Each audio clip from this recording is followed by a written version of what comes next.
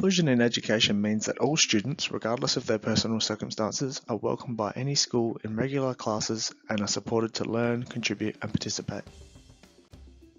I recently met some young people with intellectual disabilities at a volunteering opportunity on a performing arts camp. The young people were in Year 12 at separate mainstream schools and they all struggled to make friends at school and had experienced exclusion. They hadn't met before the camp, so it was interesting to see these young people interacting and making friends. People with intellectual disabilities are among those who experience exclusion from education for several reasons, including deficit discourse, which affects the perceptions of people with disabilities, neoliberalism, that results in educators focusing on individual achievement and competition, and environmental barriers encountered by those with disabilities. Unfortunately, there was a time when children who had a disability were denied a formal education. The 1900s saw the first step towards social justice for these children with the start of special education. In 1948, the United Nations established the Universal Declaration of Human Rights, including the right to education. Since 1948, there has been various Australian international agreements, covenants, legislation, policy, all underpinned by this right. In the 1960s and 1970s, people began to raise questions about whether segregation of people with disabilities was the best approach, which is when the idea of normalisation was developed. The normalisation principle recognises that children, regardless of their disability, should have an opportunity to attend a regular mainstream school. In the 1970s and 1980s, neoliberalism emerged driven by privatised markets and individual self-interest. Critics of neoliberalism argue that it results in students with disabilities being excluded because of pressures on educators to improve performance results published on the MySchool website by focusing on standardised testing like the NAPLAN test. The principles of normalisation and neoliberalism conflict as more students with disabilities attend regular mainstream schools. Educators are being pressured to cater for most of the students to the detriment of students with disabilities. The 1980s also saw the social and the medical models of disability emerge as the two most prominent models to define disability. The medical model views disability as a problem that belongs to the individual that can be treated medically. The main issue with this model is that it promotes deficit discourse as it labels and categorises people based on their disability, which can influence how all individuals in society interact with that individual. In contrast to neoliberalism, where educators are blamed for the performance of schools, deficit discourse sees students with disability bearing the blame. Notwithstanding their differences, some scholars find that deficit discourse and neoliberalism are intertwined as educators and student struggles are interconnected.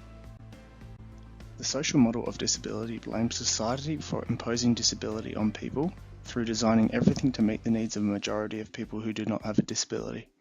The social model breaks down deficit discourse by recognising that society can reduce and remove barriers to inclusion and that it is the responsibility of society rather than the person with the disability. Generally, the social model is adopted in society and people are willing to make adjustments for students who have a visible disability. However, work still needs to be done to ensure that students with hidden disabilities, such as intellectual disabilities, are included. In 1994, participants at the World Conference on Special Education agreed on the Salamanca Statement. The overarching principle being that all children should be accepted and included in regular schools. The statement, as well as other recent policies and legislation, provides some comfort that people living with disabilities should and will be included.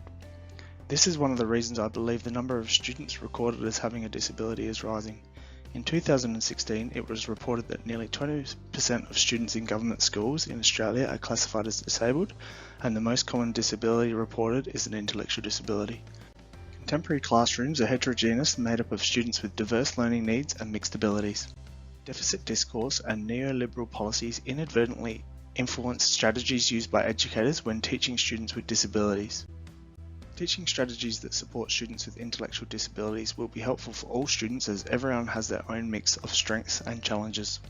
Students with intellectual disabilities can acquire and use new information and they are more likely to experience success when inclusion is embraced by leadership and part of school culture. In an inclusive classroom, educators should address the areas where students with intellectual disabilities are likely to need additional support when planning instructions for the whole class, as well as when considering the individual needs of each student.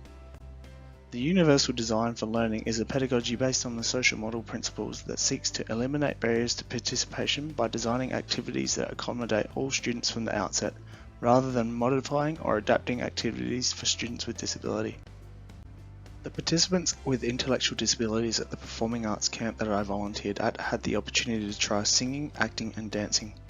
The camp provided an opportunity for them to build confidence and self-esteem and make friends with people with similar interests outside of school in a safe and supportive environment. There is research to suggest that students with intellectual disabilities may benefit from more creative approaches to teaching that use their stronger skills in musical, visual and kinesthetic intelligences. The last 70 years have seen a lot of change for people living with disabilities. However, there's still work to be done to remove deficit discourse that diminishes the academic aspirations of students with disabilities and to ensure that neoliberal policy does not get in the way of inclusive practices. Modern-day classrooms must promote inclusive education and the participation of all learners in their local school with meaningful and relevant pedagogy that meets the diverse learning needs of all students. Thank you.